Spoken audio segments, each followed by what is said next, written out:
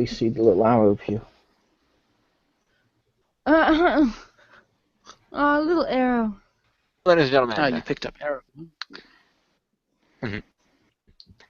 And we're on the air. Okay, hello. Anyway, hello, ladies and gentlemen. Jim, No, I'm he's the the host. Oh, you're hosting. Okay. Yeah, you did the last one. All right. Sorry, I'm on the channel and nobody else was doing anything. So. Yeah, because we were waiting because you kept talking about the effects. I was waiting for the shitty little yay to validate us.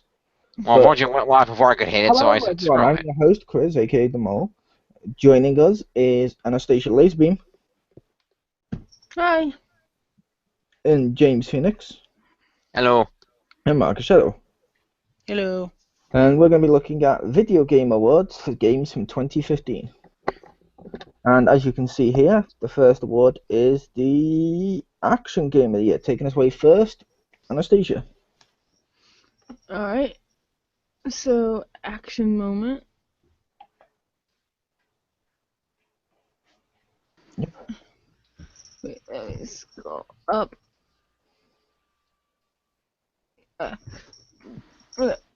Best action moment is when I was in Fallout 4, and I got the mysterious stranger that killed off my enemy, but because I had the bloody mess perk, the mysterious stranger made them explode into a million pieces.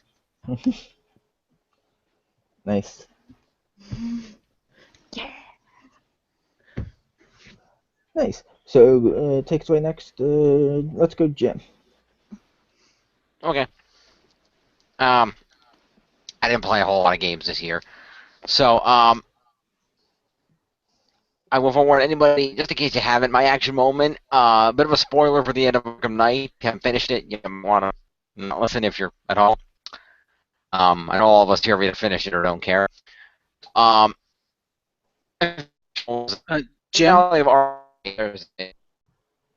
Jim, are you plugged in? No. Go plug in. You're breaking up really bad. Okay. Hang on. Hey. So Wait, he was playing that without having it plugged in, really? Oh, brother. So, Jeff, your action movie thing, or game thing, or I mode. thought wait, because they're only taking a sec. Okay. Okay, well, can we? Anyway. Also, we normally get one to hear the people respond. In the meanwhile, I will say, Nice. Oh, I need to go pick him up. Played and completed. Nice. More and not an opinion, junkies. Nice. Isn't it scary how he just appears? Keep it real. Hmm. Yay! All right, Jim, go ahead with your action moment of the year. Indeed. Can you hear me now? Are we okay? Yep, we can You're hear good. Jim representing the Brooklyn Massive. Brooklyn. Anyway. Actually, if we were going by accent, Pew would be more the Brooklyn Masses. Mm-hmm. Anywho. So like I said, if you haven't, anybody out there, if you're watching this and you have not finished Arkham Knight yet, spoilers. You got it. Spoilers. Next. Yeah.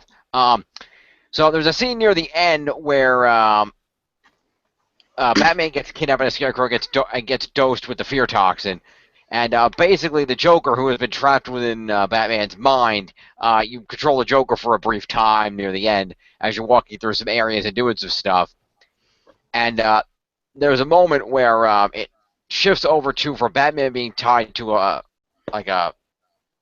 gurney thing with the Scarecrow to Joker being tied to a gurney thing and surrounded by other supervillains, Penguin, Two-Face, Killer Croc. And they basically start talking to Joker about how it took us forever to catch him, you murdered so many of my guys, we're going to hurt him, and they basically start talking crap about him. And there's just a moment where Joker basically shrugs his whole thing off, like, really, you're going to stop me? No, that's really not going to happen. Oh, Cruckle Boy, you might want to duck. And he manages to hit a button, and the redecked out Batmobile and another Joker-mobile comes blasting through the wall, nearly runs over Killer Croc, lands in the middle of the floor, and then it's Joker, you jump in and you start mowing down everything in the room in a 360 pattern. It's kind of fucking awesome. That is kind of awesome. I like that moment. Now, according to my hosting badge, as seen here, You have a hosting badge? Where the hell did you get that? according to this, I got it at Central City Police Department. All right, there, Flash. Anyway, It's literally from the TV show. I figured. I also have an Arrow one. Nice. Yeah. Over to Marcus. Fair enough. My action moment comes from Lego Dimensions. More on Lego Dimensions later too. But there's an ability that you get within the game that it's a puzzle ability. It's a puzzle game, obviously. That allows you to summon random shit from random dimensions. Sometimes Yes. it doesn't make sense. Most of the time it does. And so my action moment. Crap. Yeah. But my action moment comes from the Back to the Future stage of the game, not to be confused with the Back to the Future level from the level pack, which I do not have yet. But it's from the end of that stage where first of all, near the beginning of the stage, you encounter Doc Brown in the DeLorean. He's like, "Oh crap, I'm not supposed to be here yet. You have to help me get the DeLorean up to 88 miles an hour so I can get the hell out of here." It's like, "Oh, okay." So you help him, he goes away. At the end of the stage, you're fighting the boss. Can't remember who it is, but you get to use that ability to summon some random thing. It's Lord Vortek in a crappy mustache. Fair enough. Oh, that's right. It's Lord Vortex and a crappy mustache. But so you use that ability to create a vortex to summon something. And when you do, it summons Marty in the DeLorean, who fucking runs him over. And I'm just like, that's awesome. Like, That is yes! cool.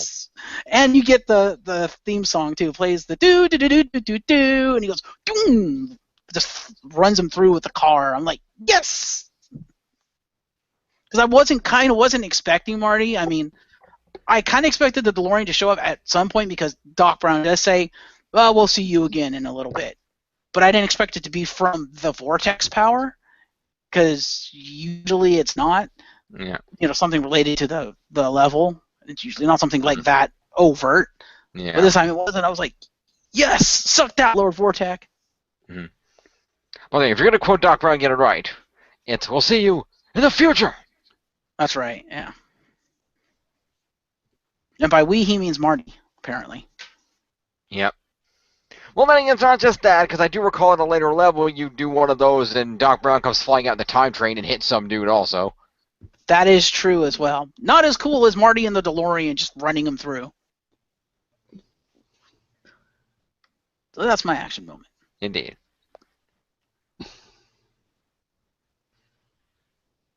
Mole, you're muted. Am I? Yeah, no, you're not. Okay. My action moment of the year comes from Battlefront. Ooh, good choice. And that is pick one. You can choke people with Darth Vader, who's totally like, "Yo, bitches, I'm gonna choke you." Or you could just kill people with Luke, or Han, or Leia, Boba Fett. You can use regular troopers. It's just amazing. And there's like vehicles and shit. Like, look at that alone right there. Boom! With all the different with all the walkers and shit, with all the explosions. And it just creates nothing but action moments. It's a great game, and I had to give it my action experience of the year. Thank you. Nice. So next, I believe it will be the Comedy Awards. Haha, comedy. Haha, Banta. Taking his way first will be Anastasia Laserbeam.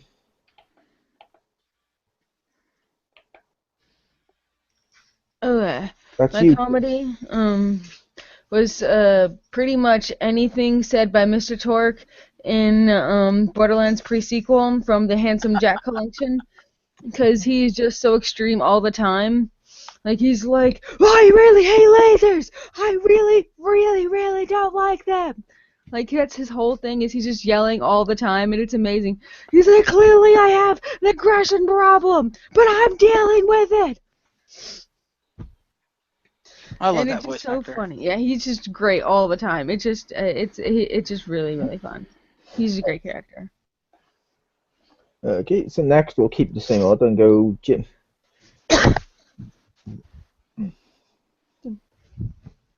You, Jim.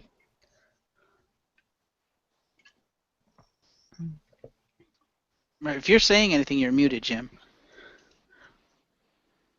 Oh, guy in a goofy mustache. Ah, there we go. There we go. Okay. Yeah, Lord Vortex stole my mustache. It wasn't cool. Anyway, moving on. Comedy moment. I didn't think there was a lot of I was gonna have a comedy moment. And not and it wasn't gonna be something that from say GTA Online, which I obviously can't use because I didn't come out this year. There's a lot of great comedy lines in Lego Dimensions, and if I had to pick one that one of the first ones that really set the tone for the kind of humor that the game was going to have and how funny things were going to be and how how the crossovers were going to lead to comedy. It's one of the first moments where in the first story level, and it's Follow the Lego Brick Road. After the three main characters have been pulled from their worlds, you rebuild the portal and they've united, they go to the land of Oz. And as soon as they get there, they land, they look around, and you walk forward and they see the main four Oz characters skipping down the yellow brick road. And, Dorothy, the Timmy and the Lion, and the Scarecrow. And as they're skipping down the yellow brick road, they comment on, oh, there's some people over there. I wonder if they know what's going on. They seem rather, what is that anyway? And Gandalf goes, well, it seems to be a talking scarecrow, among other things. And then I don't think it's like, the scarecrow, I knew it, this is all an illusion, get back here! And I'm like, okay, that's the kind of comedy we're going for in this game, this is going to be great. Nice. Over to Marcus. All right. Well, for this one, I'm going to go back to Lego Dimensions. And this is the only other one from Lego Dimensions on my list. But I had to give it to this one because it made me laugh so hard and so long that I kind of went longer than I was supposed to in the game because I wasn't paying attention to the game. Luckily, it's a Lego game, so it didn't really affect anything. But it's when you fight GLaDOS in Aperture Science, and you have to use the aforementioned summon ability to cause a distraction, and the distraction is you summon HAL 9000 out of a vortex. I was like, really? And just listening to the banter between GLaDOS and HAL 9000, I literally sat there for the majority of it, listening to it and just laughing my ass off. And then I was like, oh, wait, I was supposed to distract her while he was talking. And I will say is you can see that I just put the trailer here because I didn't go through and capture all of it. I just captured Battlefront because I was reviewing it this month last month with Pew. But I also gave it to GLaDOS. I gave it to the GLaDOS meeting HAL in Lego Dimensions. Nice. I haven't finished Lego Dimensions yet. I should do that. You haven't finished it, did you say? Yeah, I've been doing it in little bits because they're like, I like to savor it, So I always want to play little bits at a time. Really? So you haven't played nothing but Fallout all week? No, I totally have, but whenever I play Lego Dimensions, I only play like one level and then I stop for like a while because I don't want it to end. So I want to take a really long time beating it. But Pew, even if you beat the story, there's like a million figures you can go by to do more levels, go into worlds, and play a ton more shit. Trust me. But I'm not gonna get any figures until like my birthday. Or redo the story. Yeah. That too. But fair enough. So next, I believe we are on the. Where is it? It should be here. Load, damn you. Hate when it keeps freezing. Mm-hmm. It's like Deadpool's frame rates. Oh. But yeah, the next one is the best emotional scene. So next will be Pew as well. Alright, so this is. There we go. Now we know. Now we know. We know now. And knowing is half the battle. He doesn't get the joke. He doesn't. It's okay, we'll remember him later. But now anyway. So yeah, Life is Strange. There's a lot of emotional moments in this. There was one particularly where you're getting your best friend back, and you think you're gonna make her life all better because you made her dad not die, but then it turns out that instead of her dad getting hit by a car, she got hit by a car. So now instead of dying, she's like paralyzed for life, and that is pretty emotional. Like she can't even like move, and she's got like one of those like yeah, like mouth controlled like keyboard thingies and shit, and basically like it's not even like she's paralyzed forever, like her body's like slowly dying anyway, and Like like can't take all the Bender's, beating. like Bender's harmonica. Yeah, but like at least like he could get repaired, or at least like you're like fucked up and you stay fucked up. She was fucked up and even further declining until like she eventually will die. So it was like super emotional and stuff, like, 'cause it was like, oh, you just ruined a cool character, a sad face, and now this is even worse. Like you're supposed to be like happy and have a dad and not be all fucked up, and now everything's super fucked up and you're gonna die. So it was super sad. Fair enough. Then, Speaking of that game, by the way, I think I saw something online earlier. There was some kind of new special edition to that game coming out or something. cool. But your award, Jim. Yes. Okay, so best emotional scene. This one surprised me. I did not expect it to happen, but I actually found this to be really kind of emotional as I was playing, and it shocked me. Going back to Arkham Knight for this one, surprisingly. When you start playing off an Arkham Knight, of course, the goal across the game is there's a wide variety of supervillains to catch, and the more supervillains you catch, the more of the ending you get to see. But one of the first supervillains you run into is Poison Ivy. You catch her and bring her back to GCPD and lock her in a containment unit thing, and basically keep her there for the first portion of the game. Later on in the game, the Scarecrow basically releases a citywide fear toxin bomb that Batman had been trying to stop, but he failed, and it went off, and coating the city in fear toxin to the point that you can only walk on the rooftops. If you go down to the fear toxin, you'll start getting poisoned, and freaking hallucination jokers will start, all the goons on the ground turn into jokers and start attacking you and shit. It's kind of cool. But anyway, in order to stop this, Batman has to come up with a plan. And Poison Ivy had mentioned to him that there was a spore from a specific plant that could negate the toxin and save the city. And so Poison Ivy, granted she's in it for saving the plants and not for the people, but she agrees to help Batman, and there's a series of missions where you have to basically find these big plants underneath the city and use a feature of the Batmobile, because of course you have to use the Batmobile for no reason, to make the plants grow, and that removes the fear toxin. And near the very end, Poison Ivy is trying to keep the last main plant alive to try to stop the toxin and to do what needs to be done to save the city, and she actually sacrifices her own life to keep the plant alive long enough to clear the toxin, which she does, and save the city. And there's this emotional moment where Batman goes back to where she was inside the main plant near the center of the city, and basically she comes out, and basically there's an emotional moment where she kind of says goodbye. She did what she needed to do, and she kind of turns into flower spores and floats away in the wind. And it's kind of this emotional moment of maybe the motive for doing it wasn't that good, but she kind of redeemed herself in the end, and that was kind of cool and a little sad, and I like that. Cool. And over to Marcus then. Okay. So, my emotional moment, we're going over to Assassin's Creed Syndicate. And I'm going to say right now, spoilers, because it's the final fight. So does anyone care about spoilers for Syndicate? I didn't know if you cared or anything. I finished it. Okay. Because the very final fight, it's the twins versus Crawford Starrick, who now has this shawl that basically gives him Wolverine's healing factor, and a random power that he shouldn't have, but that's neither here nor there. But during the fight, they're fighting him, and then a character named Henry Green comes in, who through the entire game has been working with Evie to try to find, help find the thing that Starrick has, the Shroud. And over the course of the game, this relationship develops between Green and Evie to the point that at the end of the game, he ends up proposing to her. But in this fight, he comes in and Starrick has the upper hand, and he jumps in front of Evie and starts fighting Starrick himself to save her, and ends up getting stabbed in the process. And then he falls off camera, and you're like, wait, did Starrick just kill Green? Oh no, now it's on you, motherfucker. You don't get to do that in front of two assassins. Now you're fucked.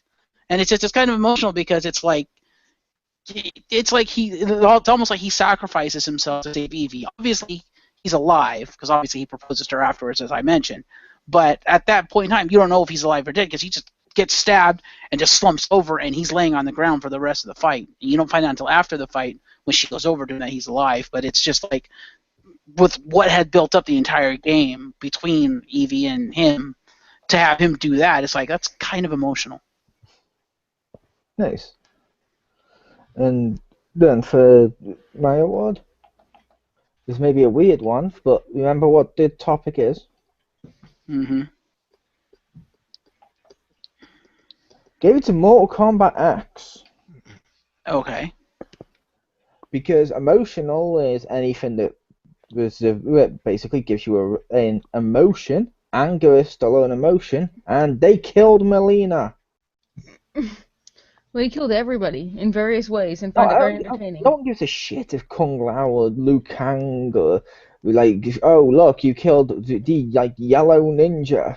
No one gives a shit. But Melina, ranger. But I said ninja. But yeah, but with Melina, it's like, oh come on, she was my second favorite character. It's like they just killed her, so it made me angry. When I was watching, I was like, "Oh, really?" And that's how you do it too. If she gets kissed by this bug woman who then makes her just die for the new, what's his name, Conta Khan. I'm like, fuck off. But it counts. So there we go. And that was Mortal Kombat X. So next up, I believe we have the award is, I believe, biggest surprise. Surprise! Surprise! Surprise! But yeah, Surprise! her award for biggest surprise will be Anastasia Lesbian. Alright. My biggest surprise, and I probably should have used this for XCR because I didn't think about it then, but yeah, this is like super big. Life is Strange, and super spoiler alert for Life is Strange. If anybody cares about spoilers or wants to play that, I would say take off your headset now, because I'm gonna spoil it for you. That's fine. No. Okay. For the first 3 episodes, it's like this girl who has rewind powers, and she does like random shit to like rewind stuff. Like she rewinds so she knows all the questions in class, and she appears like smart, and this teacher that's super hot likes her. And when I say super hot, I mean I don't personally think he's hot. I think he's like a total douche, but your character thinks he's hot. So but like she just does like shit like that, like nothing. It's just like teenager boppy stuff, whatever. Okay, so the first 3 episodes, that's just teenage. But then the fourth and fifth episodes, like, holy shit, people get kidnapped and possibly raped, get sexual tapes. The teacher is a sexual predator. The main kid not only is involved with drugs, but he ties chicks up and pretty much strips them, gets like duct tape out and does weird like sicked up sex photos in his dungeon that his parents paid for. And he even fucked up this other girl so much that he accidentally killed her because he wanted to drug her and get like all these weird, posed photos of her, but he didn't know how to do the drugs right like the teacher does. So he ends up burying her, and they try to find them all. And basically, it's like, whoa, where the fuck did all this shit come from? Like, yesterday we were talking about, oh no, look at me, I'm ahead of the class and I'm so cool, I'm gonna win my project. No, sexual torture. It's like, whoa, that escalated quickly. Holy shit. Like, I, like, kind of put down the game because it just felt out of place. Like, it felt too fast for me.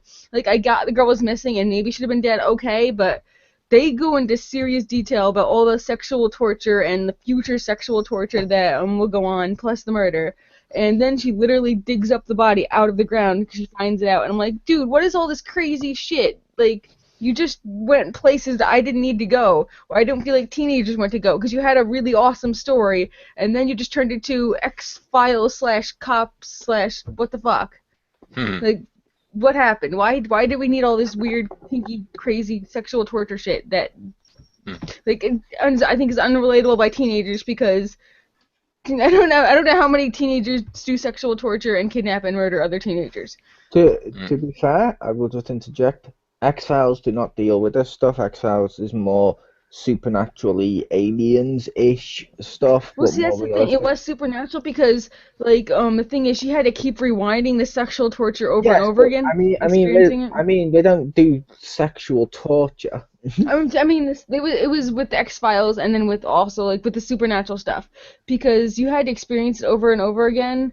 to figure out how to get out of it, and each time you rewound, you found a different like reaction or something he would do. Like This is like maybe Law and Order. yeah, like maybe Law and Order with like a little bit of like sci-fi in it or something. SV, With Special Victims Unit. yeah, because she's like maybe if I yell or something, he won't notice that the person who's trying to rescue me will come out of the door, and I won't have to be tortured anymore and stuff, or things like that. Like it really gets into it like a whole lot. Like you have to go through the same scenes over and over again, and it's like, why, dude? Like we were having a nice little like teenage adventure. Why'd you gotta turn it all like rated like Yeah, X. gore porn? yeah, Yeah. yeah. Why'd you have to go and bring in stuff that happens in real life? Damn you! No, I don't think that. I don't think like teens like sexually torturing other teens happens like super often. I didn't say Especially it happens super often. I just said it happens. I'm sure it happens somewhere, but I feel like it didn't need to go It there. was unnecessary. It didn't do anything for the story. I don't think it made it any better or more interesting. Oh, and it did have a lot of plot. It had a lot of plot holes. It was just there for shock value. Yeah. So that was my big surprise. Well, but over to Jim. Okay. Although I just want to say, Pew, I think that worked out very well. How you juxtaposed that description of that horrible game with an adorable kitty to your left. That was nice. Oh, I didn't even notice. Yeah, she was sitting on the couch there while you were talking. It was kind of. You were funny. watching. Yes, Mo. God. Well, someone's Anyway. like he'd been up till like 5:30 in the morning. All right. So, biggest surprise. I'm using the same award that I used for this when we did the XCR awards. And that's that I was surprised when I first got Lego Dimensions and I hooked it up and I started playing it. I had only previously seen these type of figures on pad type games in videos and things, and I had mostly only seen Disney Infinity and Skylanders. So I assumed it was just, you put the characters on the pad and then you play with them. Lo and behold, as I got into the game and started using the little keystones and things, did I find out that the pad is actually completely interactive. When the first time the Wicked Witch attacked me and paralyzed my characters with the blinking red on the thing, and I realized, oh shoot, you actually have to move the characters around and the pad's actually interactive. It's part of the game. That's really awesome. I didn't expect that. It's the only game that does that, as far as I know. I know, As far as which I is know, why I didn't- the other games do what you said, which is you put the character on and you get to use them in the game. Right, which is why I didn't expect it. And then all of a sudden when I realized there was blinking colors that I had to use for, so I thought that was really awesome, and it made it a lot more fun and more interactive and more unique, and I like that. Yep. I like that. And over to Marcus then. All right. So my surprise for this year, Yu-Gi-Oh! Legacy of the Duelist. Because honestly, when I heard it was coming out, I thought it was going to be half shit. Because it's like, it's a PSN only game. Konami has shown it doesn't give a rat's ass about console games anymore. It would rather focus all on pachinko machines. And I was like, and it's a Yu-Gi-Oh game, no offense to Yu-Gi-Oh, and I was like, okay, this game's gonna be eh. And then we loaded it up, me and Jim and stuff, and it's like, this game's actually good. It's probably one of the best, if not the best, Yu-Gi-Oh video game I've ever played. Now it's not perfect, mind you, not even close, but it surprised me with just how good and how fun it was. And it's like, they actually made a good Yu-Gi-Oh game. Okay, then. Except for the shitty PS2 monster graphics that only apply to certain monsters. Yes, well, like I said, that's why I said it's not perfect, but, I mean, that's more aesthetic than anything else. Gameplay-wise, it's actually the best Yu-Gi-Oh game I've played, anyway. And stuff like it lets people exploit rules. That's probably unintentional, the way that works. That was probably an unintended side effect of how they... Well, I know it was unintentional, but it's still a game-altering glitch because it knocks the balance way the fuck up. And also, all the other Yu-Gi-Oh games have been shit, so saying it's not shit is not exactly make it good. There were actually better ones on the Game Boy Advance, I thought. I think it was the Game Boy Advance. Yeah, I have one of the Game Boy Advance ones, and it's pretty good.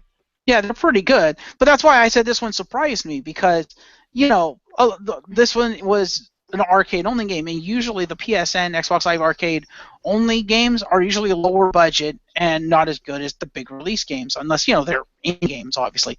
But because the previous Yu-Gi-Oh games have been on consoles, on, Game Boy Advance and stuff, and some of those games had been pretty decent. I was like, okay, well, this one being a PSN game is not going to be that good. And then when it turns out to be as good, if not better than most, if not all the other Yu-Gi-Oh games that have come out, I'm like, wow, PSN title is this? Okay, sold. Yeah, we were aware of what you were saying. We were just saying I thought the Game Boy Advance ones were better. Fair enough. I'd also say Duels of the Roses on PS2 is pretty good. It's different, but it was good. Yeah, that's okay. But my biggest surprise, and this is why I said it makes sense, Jim. I'm doing the same thing. Goes to two games. It's a tie. Okay. First up, wait for it. Boom. And yes, these are the official trailers. Boom, there we go. Dragon Quest Heroes. I've played Dynasty Warriors and Empires of Dynasty Warriors and Hyrule Warriors. This is the best one of those types of games to me. It's fun, it's really engaging, it's got great characters, and it's just a blast. Basically, they took what they learned with Hyrule of mixing Dynasty Warriors with an existing franchise, but made it into a really good game. And that surprised me because I was expecting this to be horrible. When it first came out, I thought, okay, it's got no multiplayer, it's going to be horrible. When I got it, I'm like, I can't stop playing this. It's like the best one of those games. And that's just overall just really fun to play. So that is Dragon Quest. And it has a full title, which I shall go over to here just to make sure I've got it all. Dragon Quest Heroes, the world's trees woe, and the biggest and the big Dragon Quest Heroes,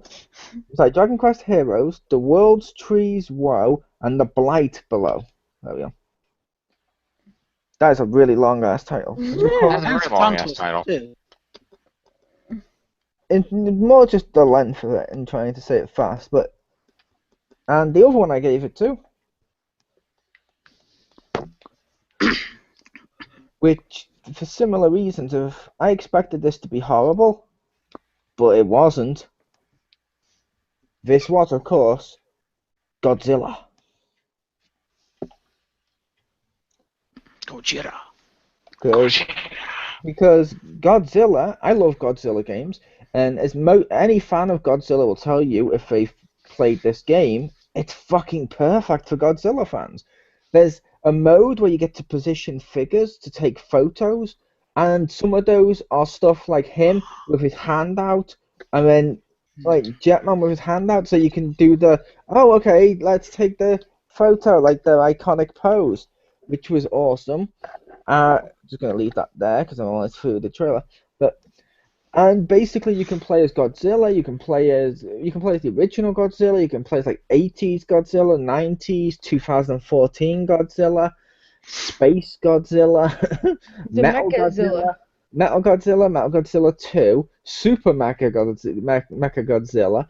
There's loads of characters in this game. It's just a blast. Like I said, if you like Godzilla, it's totally worth the price. I'll admit I didn't buy it full price because I was expecting it to be crap, but I was wrong. Is King Ghidorah in the game? I believe he is. Nice. And next, But how about Godzuki? No, I'm just trolling.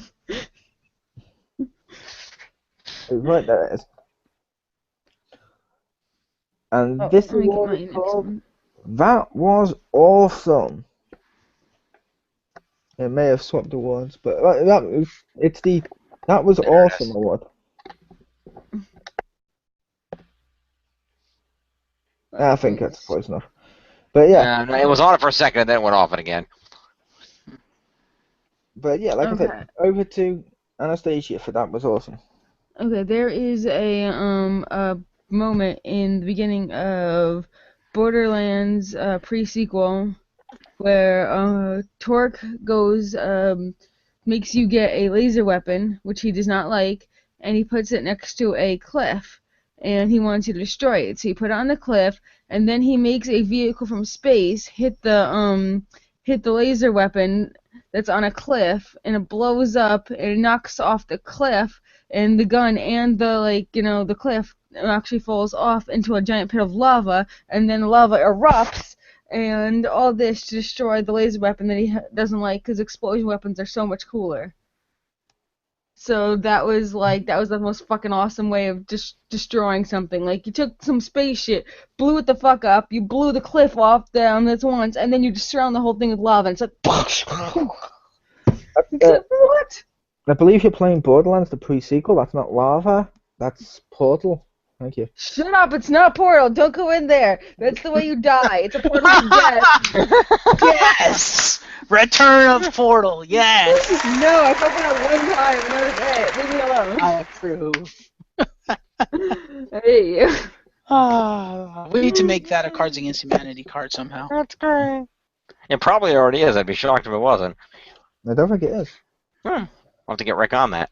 Yeah, I will speak with Rick about that. But that was amazing. Nice. Okay, then over to Jim for That Was Awesome. All right. I'll just say it. I was originally gonna. You guys mentioned it earlier, and I'm glad at least it got brought up. I was originally gonna give it to GLaDOS and Hal, but then I remembered something more awesome that I wanted to give it to. Mm-hmm. So, of course, I'm going to go back to Arkham Knight for this one. I didn't play a lot of games this year. So, in Arkham Knight, of course, as a part of Arkham Knight, one of the pre-order bonuses was Red Hood DLC. Because that doesn't totally spoil something. I know, right? But, so, you play the Red Hood DLC, and the mission is basically you're playing as the Red Hood after, spoiler, he's revealed to be the Arkham Knight, and then he runs away. Anyway, like a bitch. I know. So anyway, so he's become effectively the Red Hood, and these are mini missions. There's one with him, one with Harley, a few different ones, and basically you're chasing down doing a particular task. And Red Hood is chasing down the Black Mask, Roman Sionis, who has reappeared in Gotham, and it's a bit of a different mechanic for playing as Batman, because while he still uses a lot of the stealth and acrobatics, Red Hood's not afraid to kill, so he wields twin pistols that you can shoot dudes with, so a little bit different. But anyway, you fight your way through the facility, and you get to Black Mask, and you have a boss fight against him. Are they not non-lethal rounds, like Batman's non-lethal high, like 100 miles per hour tank ramming into someone? And running the fuck over or shooting them? The thing fires rubber bullets. They sting like hell. See, rubber bullets, I could understand, they're a thing. But with the dunk, it'd be like, no, the tank stuff is just ridiculous. You shoot him out of a freaking cannon of a tank. So I don't care how hard they hit you. They're gonna go through you and hit the next guy. Actually, pure rubber bullets from a tank has been a valid military thing before now to get rid of riots. Really? Yeah, they have done that, and when you ram guys with the tank, supposedly it turns on electric, so it shocks them and knocks them away, or some stupid No, you run shit, them but... the fuck over. Yeah, Then when they're yeah. underneath you, With the tell me how speed. that shocks them. With the speed, even with them being shocked and knocked away, they'll still be knocked away by something going so much faster. The momentum has to go in. And what about them being shocked and knocking their head into a lamppost? They're Yeah. not making it back. Oh, that's true. Oh look, that guy's glitched, so his ass just went through his head.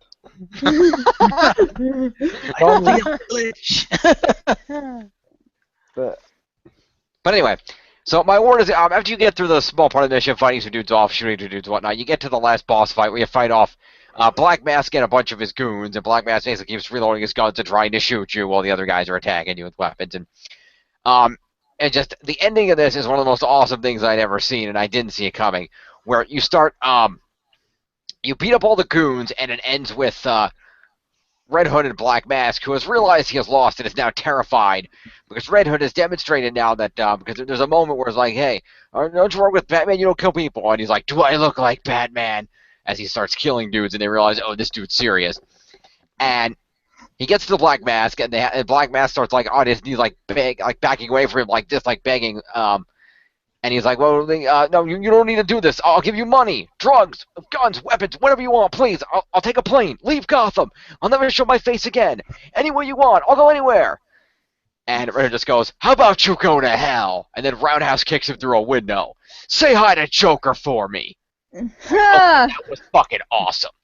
That Nice. just sounds so camp. Nice. Poor Black Mask. He can't catch a break in this series. I know. I haven't even played Origins, but I heard it didn't end well for him. Nope. You should play Origins. Then unlike should play Origins. Arkham Knight, you'd play a good Batman game. True. Yeah. Origins was surprisingly not terrible. Mm-hmm. But over to Marcus. For Fair enough. that is awesome. Oh, that was Indeed. awesome. And for that, we're going back over to Legoland, and we're going to Lego Jurassic World. And I didn't realize I could do this until a while later. For being able to take a T-Rex out of the pens and stomp around Jurassic Park. And the reason I have it as that was awesome is because in this game, each version of the park is a different hub based on the different movies. And depending on which hub you're in, you get a different theme song playing as you're going through, the theme song of the movie. So for the first one, Jurassic Park, the first Jurassic Park, when you're in that hub, you get the classic Jurassic Park theme, and it's the only hub that has it. The do-do-do-do-do-do-do-do, that I theme. thought they were all the same. No, it's completely different. Like if you go Jurassic World, you get the Jurassic World theme. So for the Jurassic Park hub, you get the Jurassic Park theme. And for those who haven't played Lego Jurassic World, to get the dinosaurs, you have to go to a dinosaur paddock to summon it. And there's different sizes: small, medium, and large. And Tyrannosaurus, of course, is large. Being a large dinosaur, he can't fit in about 80% of the places in the Lego game because he's about 50 feet fucking tall. And so naturally I was like, okay, I'm not getting him out of a pen. He's kind of stuck. And then I found a pen that had an opening. I was like, wait, can I fit the Tyrannosaurus through that? And I got him through the opening out into the park, and I was like, this is awesome. Me as a T-Rex stomping through the park, do-do-do-do-do-do-do-do-do-do. I'm like, yes!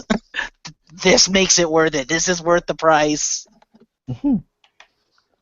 Nice. Then, if fair enough, then my award for this is awesome goes to one particular game. What game? Oh, what's you gonna do? What game? Huh? Your game of comic mischief? Goes to It's the Mario original Brothers! Mario, re-released this year. No, of course not. It goes to What the? Oh, gotcha. Mario Maker because it's awesome. Like you'll be like, oh, okay, I just need to hit this little block. Like I had it with my brother at one point when he was like, no, and I'm like, what? He's like, I'm not hitting any more question mark blocks. I'm like, why not? He's like, the first 5 fired bullets at me. The next one sent out a shell at me. I'm not touching any more blocks in your level. No, fuck off. I'm like, you need it to do the level. He's like, no. And I'm like, oh my god, it's Mario. It's afraid to hit blocks. That's hysterical. You can get ones where there's levels where people have made them where you don't press any buttons and the game just makes Mario go through it, which is funny. And it's like never-ending amount of missions too, because you can never 100% this game because how can you? It's a never-ending game. And as you can see with the trailer there as well, when you add amiibos, like I could add, say, let's take Marcus's amiibo of what you call it, Link. I can go put that onto my Wii U pad. Then Mario turns into Link if he picks up the mushroom, so he basically looks like Link. And you can make a whole level where he plays that way. Which I did the same. I did the same thing with Samus, and this may surprise you. I did the same thing with. So Mario could play as him. Okay then. Marcus doesn't know the difference. For those of you out there listening, the difference is look at the colours. Fair enough. Good point. Oh, play as red and blue instead of the brown. Yeah, fair enough. That's modern Mario. Yeah, so I made him play as modern Mario colours. And I'm like, that was awesome. I was like, you can do that, and you can make him play as Pikachu, which I did and stuff, which it was just really cool. And I believe Pew played some of my levels and stuff, but that game did. It was really fun. Yeah, that game was just overall, it was a blast, and that game it lifted my spirits a bit when I needed it. And yeah, as the award says, that was definitely, how did we put it? Oh yes, awesome. So It's next is awesome. we're gonna end this on a downer, and that is, as you can see, hopefully there. No, started to play something. As you can see, hopefully there. I see T for teen. Oh, there we go. Disappointment of the year. So taking us away first is Pew. Meow meow meow meow meow meow meow meow meow meow meow meow meow meow meow. No, it's Game of Thrones. I was just making it sort of fun because that's the most fun you'll ever have in this game. Is that theme song that I just made up that's on YouTube with cats meowing. Game of Thrones. But That now, that game was fun. it was the illusion of fun, sort of, kind of, but then not really, and then it retroactively sucked all the fun from my brain, and then made it sad. In all fairness, I can't attest because I haven't watched it or anything, but isn't that accurate to the show? Isn't the show the illusion of fun and then they kill everyone you like? Well, see, the thing is, it's kind of is like the show. This game is like a parody of the show because nothing the fuck matters. Your choices are bullshit. It's like, hey, would you like to take these two different doors to the same hallway? Yeah, to be fair though, as people have found out, Fallout 4 only has like one or two endings that people are getting no matter what they've done. Doesn't stop whether or not you enjoy the journey. And with the Game of Thrones one, I've made the case before now with the Game of Thrones one of, it had some good characters. It was fun. It just depends on whether it doesn't mean no one will have any fun with the game. I know, but like compared to like Wolf Among Us or something, this was definitely like a weak link here. Oh, it's not as good as Wolf Among Us, but it's definitely better than Walking Dead 1 or 2 with Mary Sue. I mean Clementine. Oh, Walking Dead 2 was complete shit. I liked Walking Dead 1, but like Walking Dead 2 I hated too also. But with this one, I just feel like it's like why the fuck are you like even do anything? Another thing that really made me mad about it is that it took so long for like I think was it the last one episode to come out. I didn't even fucking care. I just played through it because I wanted to get through it because I'm like, "Oh, this thing is finally here." So like it took so long to get the final release date. You didn't even give a shit about the choices anymore because you're not invested because it took so goddamn long. I had to look that shit up and see what I did, and it just was like I can understand like you can have like a point of like you're gonna release it like every so many months or whatever, but like be consistent. Don't be like release like the first four or Yes. something and then release the next one like Is- Isn't 6 months later. isn't that how it's always been? Yeah, but like usually they have like a more like well actually I usually play them on the discs I can all together. But Yeah, exactly. But I always buy the like even on season this one I I always think like most I always buy the season passes pure, and unlike Wolf Among Us, we had to wait like 2 months or 3 months in between for one of those to drop. yeah, but then I feel like the last one took like 6 months or something, so I don't mind waiting 2 or 3 months for each one. But then you have like an even like larger gap at the very end, like that makes me like so Yeah, sort of like it worked out about the same because with Game of Thrones, the first two were shorter, or the first couple were shorter, and the last two were longer. That works out from 1 to 6 is still about the same amount of length. I don't know. It just ended with a shitstorm. It's like and even like the if you, like even when you choose like the Sentinels, like you choose like the tough guy, he doesn't freaking defend you any better than the not tough guy. You know, it's just like just whatever. Everything you do, everything you could possibly do, no matter what you do, they all die at the end. Okay, some characters get away, but you don't give a shit about them, and that's it. And it was just very disappointing.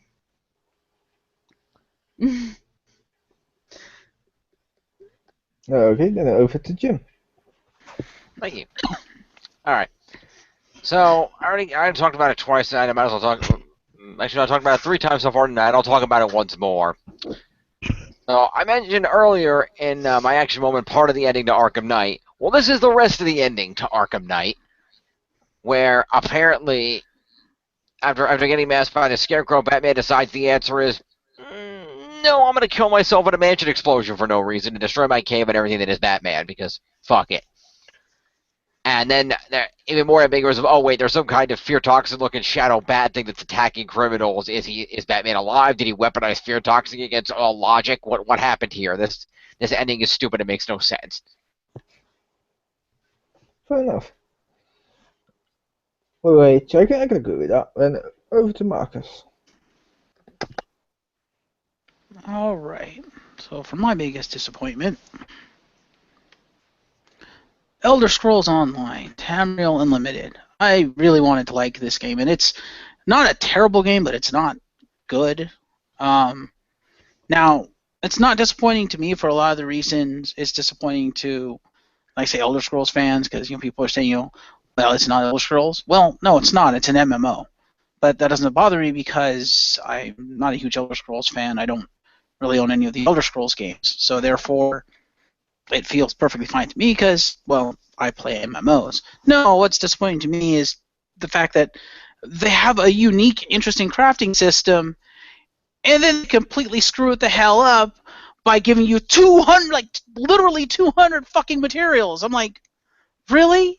And then they give you a limited inventory. They don't give you a separate crafting inventory, and you basically have to constantly spend your entire time grinding out money to level up your inventory and your stuff so you can hold your 200 plus crafting materials. I'm like, oh god, the crafting system is so not working, and it should, because it has a lot of good stuff in it, and just because of that, it just really bogs the game down for me. That and the progression in the game, way too fast, especially if you try to do all the side missions and stuff, because the world of Tamriel is vast.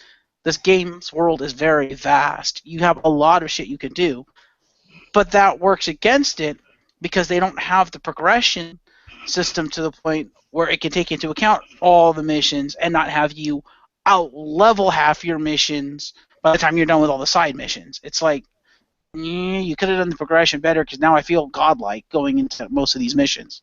Isn't the crafting system made better by all the materials?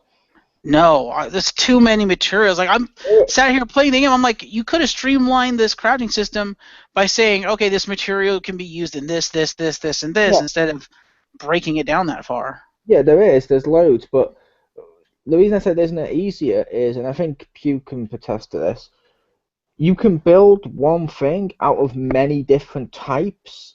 So let's say, and to keep it a little true to how it is, only certain ones go in certain areas. Let's say you're in one area and you want to get a staff, but oh no, that particular wood's not there. You can get this type of wood, or you can get this type of thing, and it just makes it feel more since the Skyrim. update, you can craft from your bank, so you just store all that shit in your bank. Which is fine, but there's still not enough room, because literally my bank, unless they changed how the bank works, like I said, if they had a separate crafting space for your crafting materials in the bank, fair enough.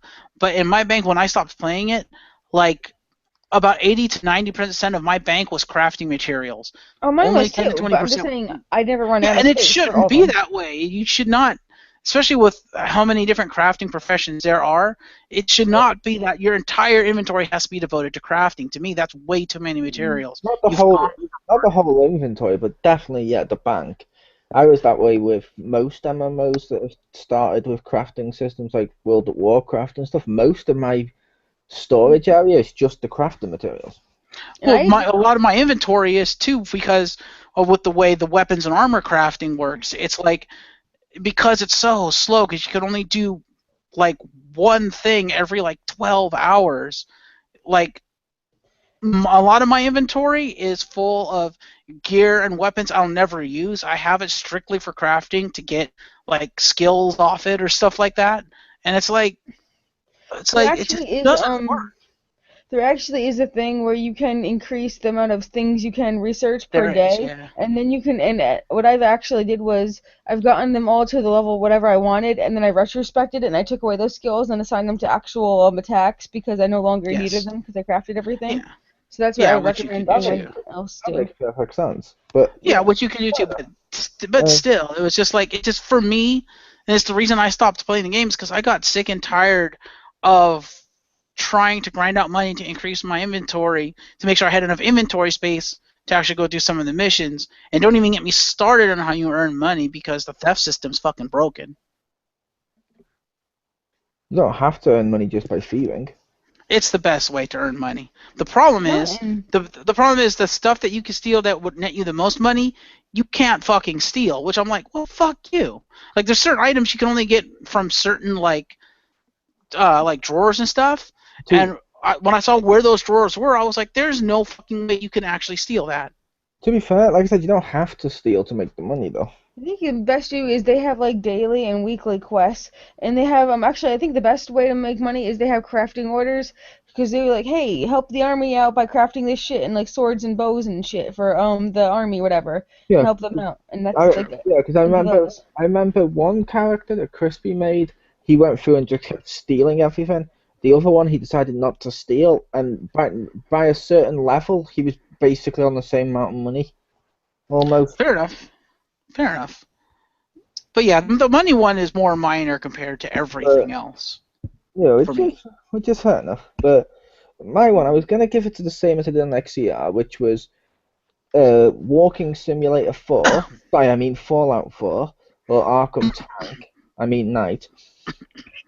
But I decided not. But I decided no, we're going for moments. I'm gonna go for moments instead of how shit Fallout 4 and Arkham Knight are. So I'm gonna go with this one. WWE 2K15 or 16, I believe it is. Yeah, 2K16 it'll be now. WWE 2K16. What am I giving it to? My career mode. Because what the fuck is that? Easy as fuck to constantly get easy as fuck to constantly get 5-star matches, but at the same time, you don't have to mix stuff up. Like I said, I was getting 5-star matches by just doing punches, and it's like, what the fuck? And then it's misreading some of the stuff where you do like the triple suplexes, which is one move, and by the end of by the second he goes to do the third one, you're losing points, and the commentator's like, oh, he's repeating that. I'm like, it's part of the same fucking move. What the fuck? Then most of the stuff that's in there, all the great new cutscenes, like that one you just saw there, and I'll pause it on that one, come from universe mode. And most of the choices and the feuds you're doing, you're not really getting unique feuds, you're not really getting much from it. It was just horribly put together, and it was just a really shitty mode. I wanted my career mode to be great, but it turned out to be just shit. So I gave it to my career mode. So yeah, I believe that wraps us up. It does. Yep. So thank you everyone for joining us. You're welcome. You're welcome. You're welcome. Join us for next week join us tomorrow, I believe. For our next video, which is one of these tomorrow, I believe, or Sunday, one of the two. Probably tomorrow because Sunday's the pay-per-view, which is a look at our videos and a few and a few wrestling ones mixed in. So yeah, I was your host, Chris A.K. The Mole. Actually, Mo, it's 1 week from tomorrow. All right, 1 week I think it's tomorrow, but next still. Saturday. Yeah, 1 week tomorrow. Okay, fine. But peace. Bye.